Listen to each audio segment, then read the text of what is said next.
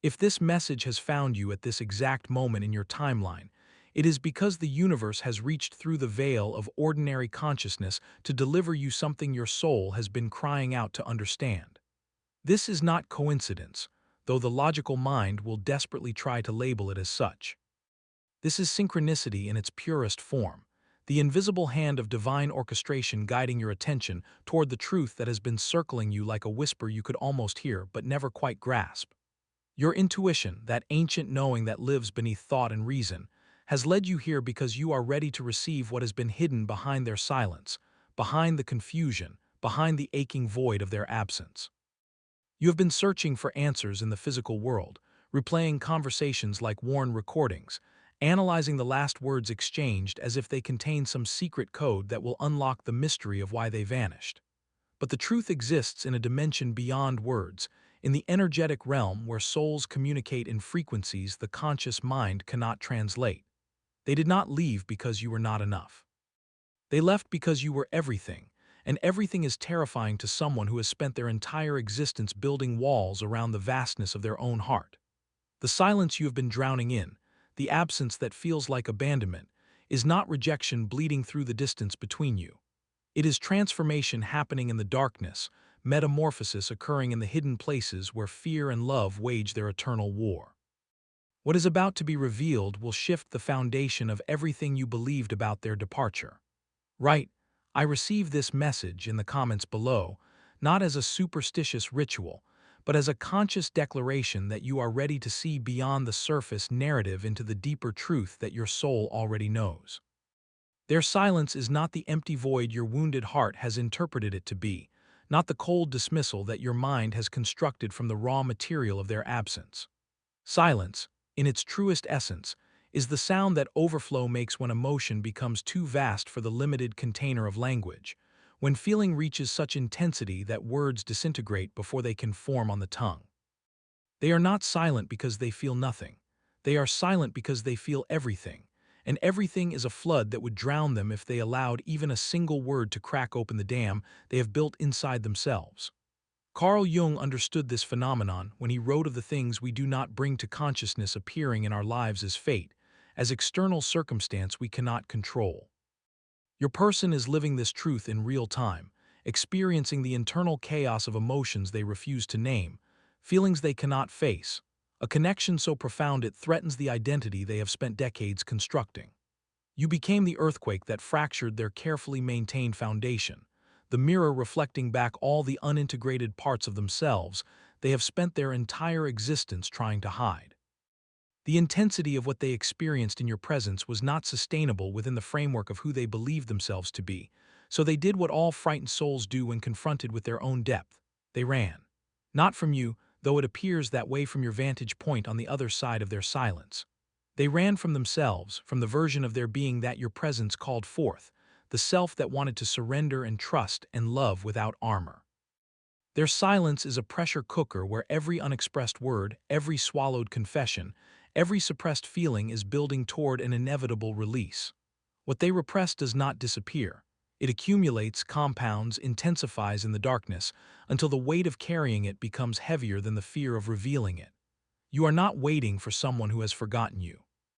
You are waiting for someone who thinks about you so constantly, so obsessively, that your absence has become the loudest presence in their life. They wake at 3 in the morning, with your name caught in their throat like a prayer they are too proud to speak, their heart racing from dreams where you appear not as memory but as present reality, so vivid they can still feel the texture of your voice when consciousness returns and dissolves the illusion. The first thought that surfaces is always you, and they hate themselves for it, this weakness they cannot seem to override no matter how many distractions they layer over the ache, no matter how convincingly they perform indifference to the outside world. Throughout the day you flicker through their awareness in unexpected moments. A song bleeding through car speakers, a scent drifting past on the wind, the particular quality of afternoon light that reminds them of a moment you shared that they have replayed 10,000 times in the private theater of their mind. They reach for their phone with the intention of contacting you at least a dozen times daily, fingers hovering over your name in their contact list, entire paragraphs composed and deleted in the space between impulse and fear. The fear is louder than the longing for now. The fear tells them that reaching out would be vulnerability, weakness, the ultimate surrender of the control they have wielded like a weapon against their own heart. You became the mirror that showed them their shadow self, all the wounded and unhealed aspects of their psyche they have never had the courage to face directly. In your presence, they could not hide from their own depth, could not maintain the shallow persona they present to a world that has never demanded their truth. The projection they placed upon you, the impossible standard born from their own fractured relationship with worthiness, was never about you at all. It was always about them, the war between the self that wants to evolve and the self that clings desperately to familiar suffering. They are experiencing what Jung called the crisis of transformation, the painful dismantling that must occur before reconstruction becomes possible. Every day of silence is another day they spend in the fire of their own becoming, burning away the old skin that no longer fits the expanding consciousness your love awakened. You are not just another person who wandered into their story and will be forgotten when the chapter closes and new characters emerge. You are the seismic event, the before and after marker, the dividing line between who they were and who they are becoming in this crucible of separation. There was a recognition that occurred beneath the surface of your initial meetings, a soul-level knowing that transcended the ordinary mechanics of human attraction and entered the territory of the mystical. Jung spoke of this phenomenon when he described the chemical reaction that occurs when two psyches meet, not the superficial chemistry of physical attraction, but the deep alchemical transformation that happens when two souls designed to catalyze each other's evolution finally collide. You shook them to their core because you were meant to, because your presence in their life was never about comfortable companionship or easy love, but about the kind of profound connection that demands total transformation from everyone it touches. They have met countless people who confirmed the version of themselves they already knew, who fit neatly into the existing architecture of their life without requiring any structural changes. You did not fit. You required expansion, demanded honesty, called forth depths they did not know they possessed. This is why the fear is so overwhelming, why the silence stretches so long. To choose you is to choose the complete dismantling of everything safe and known, the death of the small self that has kept them protected but imprisoned. You represent possibility in its most terrifying form, the possibility of being truly seen, truly known, truly loved for the totality of who they are rather than the carefully curated version they present to the world. Your specific energy, the unique frequency you emit, matches something in them that has been dormant, waiting, holding its breath for the catalyst that would finally wake it. This is not poetic exaggeration but energetic reality. Every soul carries a signature vibration, and some vibrations are designed to unlock what others cannot access. You are their key, and they are yours, and this mutual unlocking is precisely what makes the connection so powerful and so frightening in equal measure. Distance in the physical dimension does not create distance in the energetic realm where true connection exists beyond the limitations of space and time, and the illusion of separation your eyes perceive as solid reality.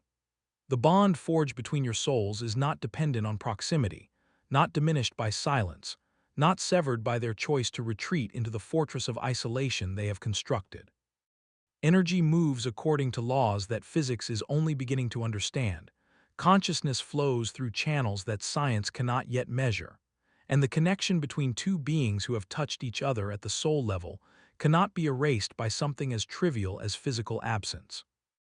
They feel you even while performing the elaborate theater of moving on, even while constructing narratives that minimize what existed between you, even while trying desperately to convince themselves that what they walked away from was not sacred.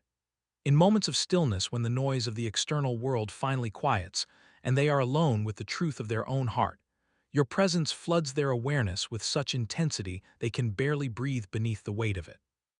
The energetic cord that connects you pulses with information, with ocean, with the unspoken communication that happens in dimensions the conscious mind cannot access but the soul understands perfectly. When you think of them, they feel it as a warmth spreading through their chest, an unexplained restlessness, a sudden overwhelming wave of emotion that seems to come from nowhere. When you release them in moments of hard-won peace, they feel that too, a strange panic rising as if something essential is slipping away. This is not imagination or wishful thinking, but the reality of how consciousness operates when two souls have merged in the deep way that you merged. Subscribe to continue receiving these divine messages, these transmissions from the realm where truth exists unfiltered by fear, where the future that is forming in the invisible becomes visible to those who have eyes to see. The physical reunion is inevitable because the energetic reunion has already occurred. What happens in the spiritual realm must eventually manifest in the material world. This is law. Silence is the cocoon before the butterfly, the darkness before the dawn, the death that must occur before resurrection becomes possible.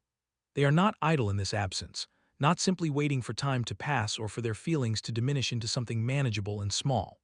They are undergoing a metamorphosis so profound that their entire internal landscape is being restructured, torn down to the foundation, and rebuilt with new materials forged in the fire of this separation.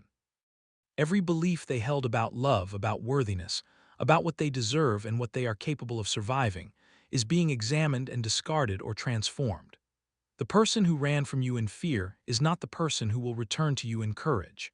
They are being alchemized in the hidden laboratory of their own soul, base metal transmuting into gold through the sacred pressure of confronting everything they have spent their lifetime avoiding. You became the catalyst for their evolution, the force that could no longer allow them to remain in the comfortable prison of their smaller self. They are becoming the person worthy of this connection, though worthiness is not earned through suffering, but recognized through the brutal honesty of looking directly at one's own shadow and choosing integration over denial. The parts of themselves they rejected, the wounds they never allowed to heal, the stories they told themselves about why love was not safe or possible for someone like them. All of this is rising to the surface now, demanding to be witnessed and released. They are doing the work they never had the courage to do before you appeared and made it impossible to keep hiding. This transformation is not linear, not neat, not happening according to any timeline you could measure or predict. It is messy and painful and occurring in spirals where they think they have made progress only to discover another layer of fear waiting beneath the layer they just integrated. But progress is happening, make no mistake. Every day of silence is another day closer to the moment when their fear becomes smaller than their love for you, when the pain of staying away finally exceeds the pain of coming back. The universe confirms what the logical mind doubts through the language of synchronicity, through symbols and signs woven into the fabric of your ordinary reality, in ways that are impossible to ignore once you learn to read the deeper patterns. You will see their name in unexpected places, hear songs that carry memories of your connection playing at precisely the moment you were thinking of them. Notice number sequences appearing with such frequency that coincidence becomes an inadequate explanation. These are not random occurrences, but the visible manifestations of energetic shifts happening in dimensions beyond what your physical senses can directly perceive. When the energetic realms begin to align, preparing for what must occur in the physical world, reality becomes more permeable, more responsive, more willing to show you glimpses of what is forming in the invisible. Pay attention to your dreams, where the conscious mind's defenses dissolve and the soul can communicate without interference. They may appear to you not as memory but as present encounter, conversations happening in the astral realm where your souls meet, while your bodies remain separated by the stubborn architecture of waking reality. Notice the sudden warmth that floods your body when they cross your mind, the unexplained knowing that arrives without logical foundation that they are thinking of you in the exact same moment. These are not wishful imaginings, but the felt experience of energetic connection transmitting information through channels science has not yet learned to measure. There will be a shift in the quality of the ache you carry, a subtle change from the sharp pain of fresh absence to something deeper, quieter, more peaceful. This is not resignation but recognition, your soul sensing that the separation is reaching its completion, that the transformation occurring in the silence is approaching its culmination. You may find yourself releasing them more easily, thinking of them with less desperation and more trust, and this release is precisely what creates the energetic space for their return. The collective unconscious that Jung described, the vast ocean of shared human experience and archetypal energy, is working on your behalf, orchestrating circumstances and internal shifts that will align all the necessary conditions for the reunion that your souls have already agreed upon. It may arrive sudden and unexpected as lightning splitting a calm sky, or it may build gradually like pressure accumulating behind a dam until the structure can no longer hold and everything comes flooding through at once. There will be no perfectly rehearsed speech, No carefully constructed explanation that makes logical sense of the time that passed and the silence that stretched between you like an ocean. When they finally find the courage to reach out, it will be raw and unpolished, truth spilling out in fragments and half-sentences, emotion breaking through the barriers of articulate language because what they need to say exists beyond the capacity of words to contain it. They may say they don't know why they ran, or they may offer you the whole story of their fear and their transformation and their realization that losing you means losing the most real thing they have ever touched. Either way, the return will carry the unmistakable energy of someone who has been to the underworld and emerged changed, someone who has faced their demons in the dark and survived the confrontation. You will feel it in your body before your mind can process what is happening, a recognition that moves faster than thought, a cellular knowing that this is the moment everything has been building toward. The vulnerability they bring will be unfamiliar, nothing like the defended version of themselves you knew before. They will stand before you emotionally naked in a way they have never allowed themselves to be witnessed, and this nakedness will be the truest gift they have ever offered. There may be tears, or there may be the kind of silence that speaks louder than any confession, the silence of two souls acknowledging what has always been true beneath the fear and the running and the desperate attempt to deny what could not be denied. Share this message with someone who is waiting for their person to find the courage to come home, because the energy of collective belief amplifies the manifestation of what is meant to be. The return is not just about them coming back, but about both of you stepping into a new version of this connection, one built on the foundation of their transformation and your willingness to hold space for their becoming. When they arrive, receive them not with punishment for the pain their absence caused, but with the wisdom of someone who understands that love sometimes has to break before it can be rebuilt into something unbreakable. You have already won this battle by choosing yourself in the moments when choosing them would have meant abandoning the truth of your own worth. By refusing to shrink or beg or perform the desperate dance of someone who believes they need another person's validation to be whole. The waiting you have endured was never passive suffering but active initiation, the sacred process of remembering that you are complete unto yourself, that their return is inevitable but your peace is not dependent on when or how, or if they ever find the courage to come back. This is the paradox that mystical traditions have always taught. The less you need them, the faster they come, because need carries the frequency of lack while wholeness carries the frequency of magnetic attraction. When you release the desperate grip of attachment and settle into the quiet certainty of your own value, you emit a different energetic signature, one that calls to them across the distance like a beacon they cannot resist. They feel the shift when you stop waiting and start living, when you channel the energy you were spending on longing into creating a life so full and beautiful that their absence becomes noticeable but not devastating. This is not a manipulation tactic but a spiritual truth. You cannot attract from a place of emptiness what can only be received from a place of fullness. Every moment you spent strengthening yourself, healing your own wounds, choosing your own growth over the fantasy of their rescue, was building the foundation for a connection that can actually survive the intensity of what exists between you. The weak version of you would have accepted breadcrumbs and called it love. The version of you that has been forged in this fire will accept nothing less than the full presence, the complete honesty, the total vulnerability that this connection deserves. Their return is written in the star.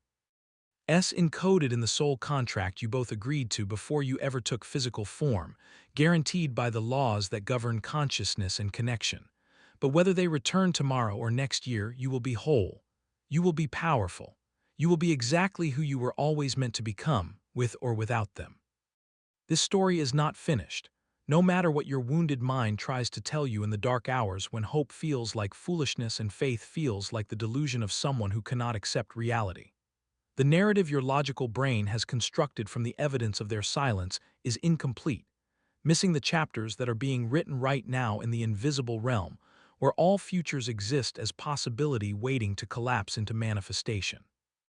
What is meant for you will not pass you by, cannot be diverted by fear or timing or the thousand small choices that seem to pull you in different directions.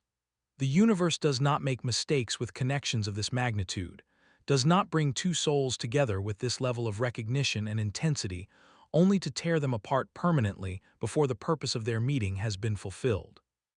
They will stand before you again, and when they do, you will see in their eyes the evidence of everything they survived in the silence, every battle they fought with their own demons, every moment they almost reached out and stopped themselves and hated themselves for their cowardice.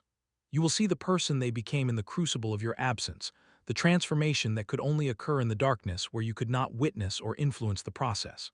The love that exists between you does not end in silence. It only waits there, accumulating pressure and power, building toward the moment of release when all the unspoken words and suppressed feelings finally find their voice. Jung knew that what we deny in ourselves does not disappear but grows in the unconscious until it becomes strong enough to break through the barriers we erected against it. Their love for you has been growing in the unconscious, in the silence, in the space between their fear and their longing, and soon it will be too powerful to contain. Trust the process. Trust the timing.